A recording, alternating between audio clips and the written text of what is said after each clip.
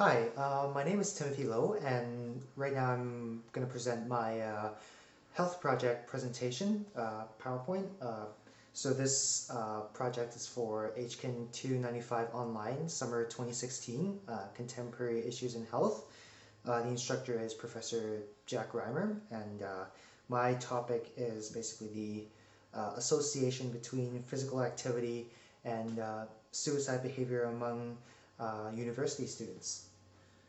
So, just some background information. This has become a pretty serious issue in today's society, and it's known that one out of 12 university students have made suicide plans, and 1,000 students every year are estimated to die by suicide on university campuses. So, my research question is, can regular physical activity reduce suicide behavior occurring among the general university student population? So why I kind of chose this topic is because it's been kind of frequently reported by both the media and social media, and also I too believe that university is a stage of life where is a stage of possibilities and opportunities for students, and it's also their time of discovering their identity, their purpose in society, and it's definitely a place of hope and not despair. And for me, it's just sad to see that suicide has became such an issue among the university student population. So that's why I wanted to know more about this issue. So for the review of our literature, first of all, I want to define some technical terms. So for suicide behavior, that refers to action done purposely that can cause a person, the one performing these actions, to die, and that basically also serves as a warning signal, a warning sign for potential suicide attempts. So symptoms, there are a lot of symptoms for suicidal behavior, uh, but yeah, I'll just discuss some of the few main and significant ones, important ones. So conversations about death, suicide, hopelessness, and guilt, maybe talking about plans for suicide, people losing interest in activities that they used to enjoy, sleeplessness, fatigue, alcohol, and drug abuse, loss of appetite more frequently, and also damaging their social life, interaction with family and friends.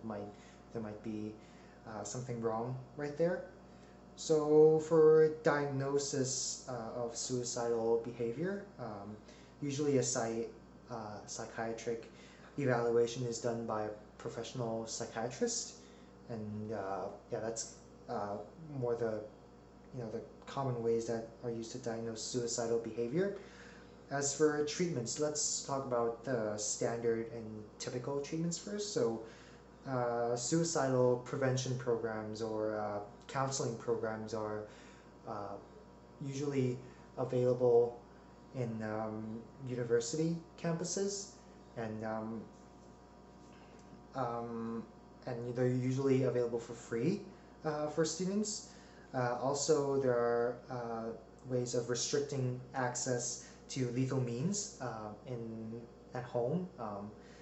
But through my research, it's these methods have been seen to only have immediate effect, but wasn't very effective in a long-term basis.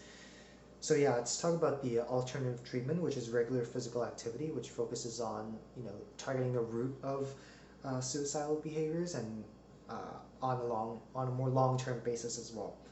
So first of all, defining physical activity, it is any bodily movement that is produced by the skeletal muscle contractions that would result in expending energy. That includes like playing, working, walking, traveling to work, on foot, all that kind of thing.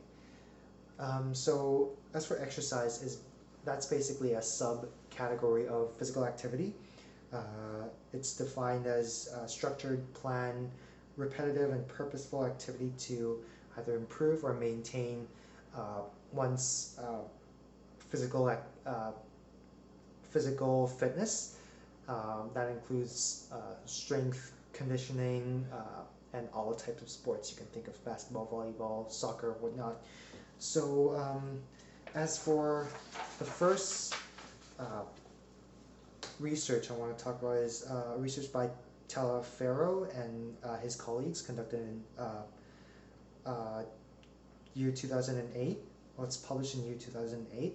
The study population was around 44,000, and this study used a survey to collect the data, and a descriptive statistics and logistic regression analysis was used in analyzing the collected data.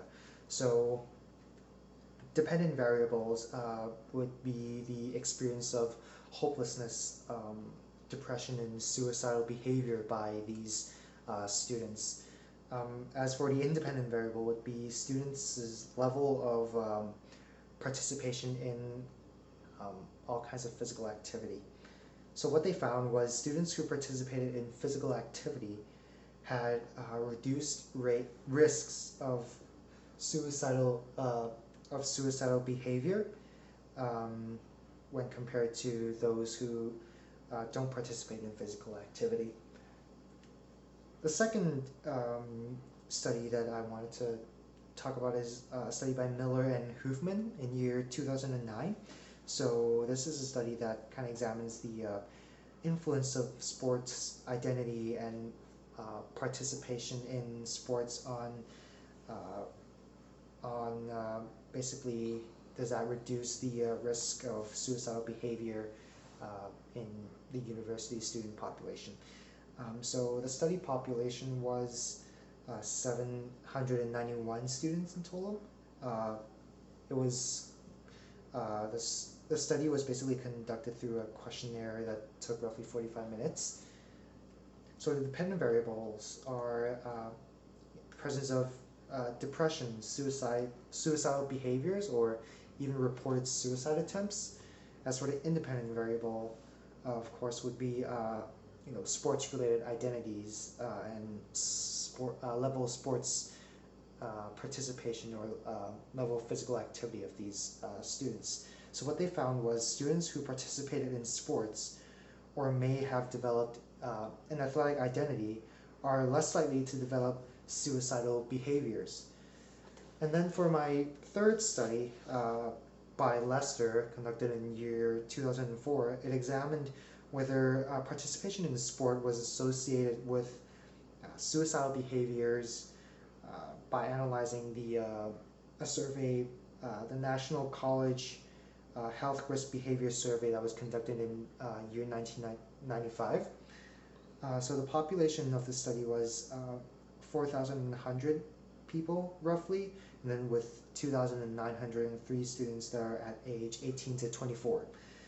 So what they found was sports participation had a protective effect on male students, but that effect wasn't as obvious or wasn't as effective in female students. So the last study I want to talk about would be the study by Brown and Blanton in year 2001.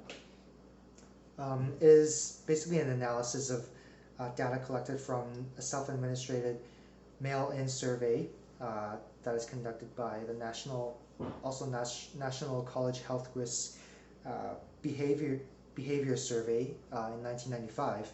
So that population was 4,700 students roughly, and what they basically the data was classified into five groups of students based on different activity levels, and then the data was analyzed. So what they found was regular physical activity can reduce suicide behaviors among male students.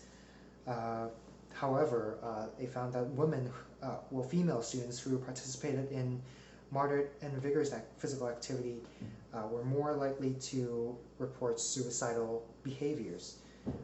While women, this is kind of related to the issue about body image, where women generally would care more about and are more conscious or would feel anxious about. So, and then finally, the last thing that they found was women who reported to not participate in sports are more likely to report suicidal behaviors. So yeah, to conclude, basically I provide the answer for my research question would be regular physical activity, particularly sports, can reduce the risk for suicidal behaviors, and because physical activity is being seen as a means of coping with university distresses. And sports in particular can provide a network of social support and emotional support, and also that sport-related identity can help enhance mental wellness and social wellness. As for the limitation, the first one is my project didn't focus on a specific ethnicity, and then this could affect the results because some ethnicity groups have different ways of coping with stresses in life. As for the second limitation would be I included both undergrad and postgraduate level of in the university population. So yeah, just for suggestions for further research, which are focused on the research population, definitely should have a specific ethnicity, a specific age group, and research about universities that are from a specific country within that, for that population. That's my presentation. Thank you so much for listening.